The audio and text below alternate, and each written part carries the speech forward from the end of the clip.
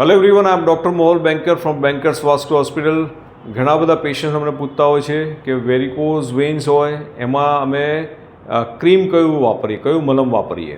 So there are different indications to use this ointment in the varicose vans.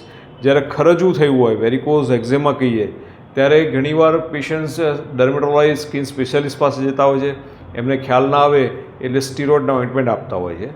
પણ steroid ઓઇન્ટમેન્ટની varicose વેન્સમાં જરૂર નથી હોતી, કારણ કે આ વેરિકોઝ વેન્સનું જે ખરજવું છે એ અશુદ્ધ લોહીને કારણે થયેલું છે. એના માટે સ્પેશિયલ એના જે વિનો એક્ટિવ જે ઓઇન્ટમેન્ટ આવે છે, જેમ કે વેનનીડ ઓઇન્ટમેન્ટ છે, એવા ઘણા બધા માર્કેટમાં અવેલેબલ છે. એ તમે એપ્લાય કરશો તો that is really helpful. Second, જ્યારે આ વેરિકોઝ વેનની જોડે જ્યારે ચાંદુ પડ્યું હોય ત્યારે ઓઇન્ટમેન્ટ નથી ચાલતા. એના બદલે આપણે એન્ટીબાયોટિકવાળા ઓઇન્ટમેન્ટ એપ્લાય કરતા હોઈએ છીએ.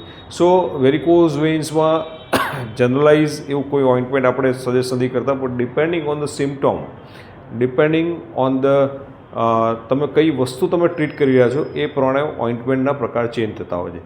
પણ સૌથી મોટામાં મોટી મિસ્ટેક એ છે કે સ્ટીરોઇડના ઓઇન્ટમેન્ટ ઘણા બધા ડર્મેટોલોજીસ્ટ આપે છે ખરજવા માટે.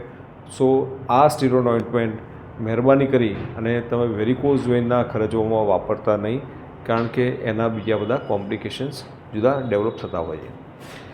સો વેરિકોઝ વેન્સમાં the best ointment is a વેનનીડ ઓઇન્ટમેન્ટ. જો તમને ખ્યાલ ના આવે એ પછીના જે ઓઇન્ટમેન્ટની જરૂર પડે છે એ તમે તમારા જે કન્સલ્ટિંગ ડૉક્ટર છે એમને બતાવ્યા પછી તમારે જરૂર પડે તો પ્રિસ્ક્રાઇબ કરશે. Thank you so much for listening this video.